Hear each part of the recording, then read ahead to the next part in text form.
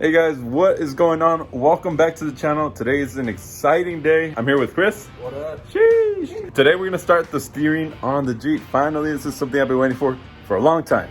So let's go ahead and get started. So the first thing we're gonna install is the tie rod. So we're gonna jack it up, take off the wheels. Then we're gonna take off the old tie rod and we have to remount the knuckles to be able to fit these bolts through. But we ordered the reamer through Trail Forge as well. This is a Trail Forge part. So I ordered the reamer through them. So this should be hopefully an easy install. So we got the wheels off on both sides. The next step that we're gonna do is removing the old tie rod and start drilling. So let's go ahead and do that. Oh, actually I have to take off the steering stabilizer first. All right, so there's the old one. And I kind of just lined it up to the old tie rod, but I'm gonna get an alignment. I'm probably gonna do it myself just so I can teach you guys how to do it. A getaway. So the next step is to remount these knuckles, and I bought the tool from Trail Forge. It's not that expensive, so I would recommend getting this. So now we're gonna go ahead and drill it. The way you're supposed to ream it is start from the bottom, since it's like a cone. That way it lines the bit up straight and you make a straight hole. So we're gonna go from the bottom first.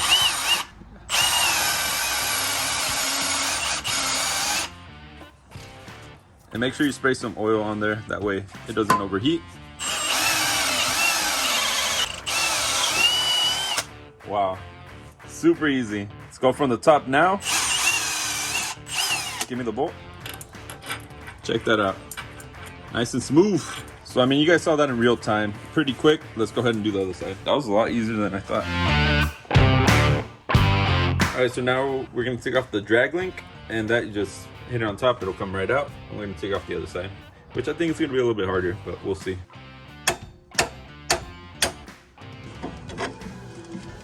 Okay, now that we took the drag link off, you want to move this over to like an open area. That way the drill bit can go straight up. But let's go ahead and do this side as well.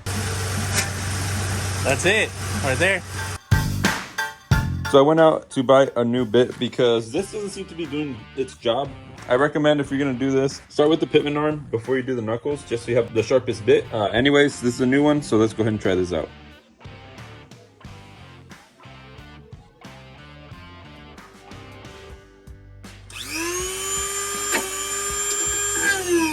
All right, so after going through the reamer, the Milwaukee drill bit, Milwaukee drill, 2 Milwaukee batteries. No, 2 Milwaukee drills, come on. Oh, 2 Milwaukee drills, 2 Milwaukee batteries. They're fucked. We have to get them fixed now.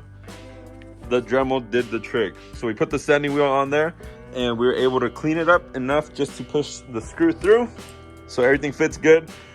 Now it's time to get some beer so we can use our Trail Forge koozies and get this freaking part in. Jesus. But yeah, we finally, after I don't know how many hours, since like 7 or 8, I don't know, it's a long time, we finally were able to drill through the Pitman arm with the Dremel. So if you're gonna do this, get a Dremel with the sanding wheel. Try it with the drill bit first.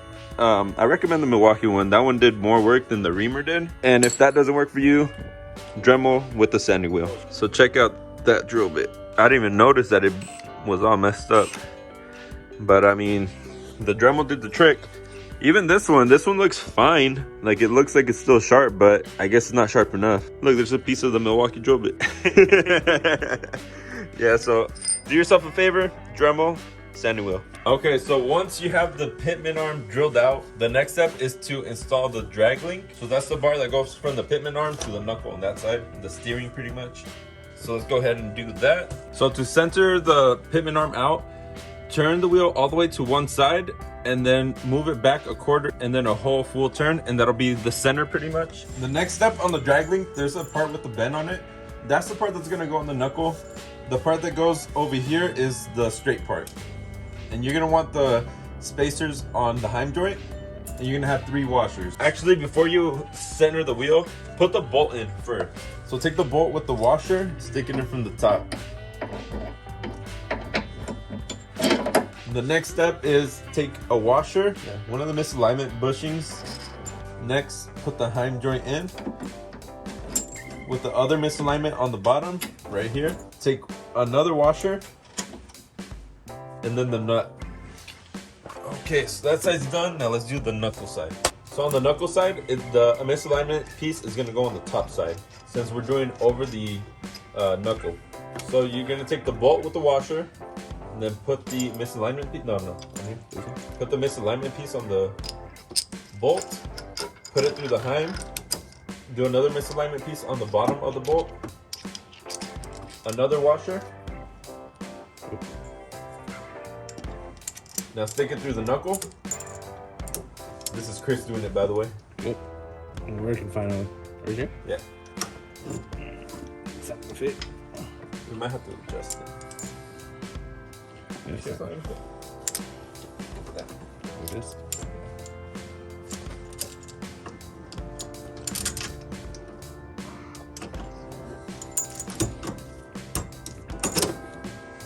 All right. That's not aligned, huh? Nope. It's full on. And also, don't forget, after you put the bolts in, to straighten out the steering wheel. Also, one thing to note, I'm doing the over the knuckle setup, and this you do not want to do if you're using this track bar, like the stock track bar. You want to get the over the axle track bar, and I am putting that on tomorrow, but for now, I'm just setting everything up. I might have to take it off tomorrow to actually do the mount, to weld the mount, but I have to go over to my friend's house, so I'm just setting it up so I can drive it over there. And the tie rod ends, we're gonna put it also on the top end. And like I said, if you have the stock track bar like I do now, you actually want to mount it underneath, like down here. And same on that side underneath, and this underneath as well. But like I said, since I'm doing the over the axle track bar, I'm setting it up on top of the knuckle.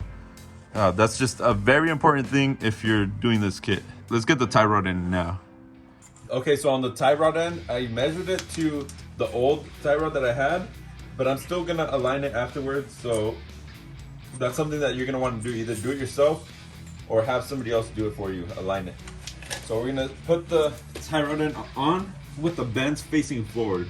And then you put it underneath, oh no, on top of the axle, over the axle. So like this? Yeah, washer and then another washer. So you're gonna put the bolt with the washer on the heim joint, a washer underneath,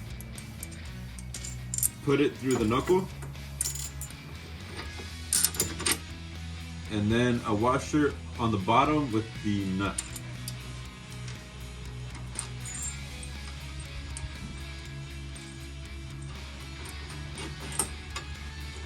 Okay, so now the steering is in place. I'm going to tighten down like to hand tight. I'm not gonna tighten it down all the way yet. I wanna put the wheels on, put it on the ground first. That way we can make sure that the tires are aligned, and I'll show you guys how I do that. Also, a huge shout out to Troforge for these koozies. They're coming in handy right now after this long ass freaking day of working on this thing. It's kicking my butt today. Tightened it up by pretty much hand. Now we're gonna put the wheels on, put it on the ground and see the alignment, how far it is. Oh, also for the bolts, they are 15/16. Make sure you have that socket size so you can tighten everything up. Next step is we're gonna put the wheels on, check the alignment. The instructions ask for toe in a little bit. So we're just gonna make sure we have that. And after that, we can actually torque everything down. All right, so for the torque specs, on the tie rod, it's gonna be 150 pounds, 150 foot-pounds. For the drag link on both sides, it's 100 pounds. So be aware it's 2 different foot-pounds. So I did end up aligning it. The way you do it is you measure from wheel to wheel, front and the back of the wheel, and you have to make sure it's about, you know, the same size. I think ours was like 74 inches, something like that. Anyways, I just did that just to drive it, just so I can take it to my friend's house so we can weld on the track bar. It wasn't great.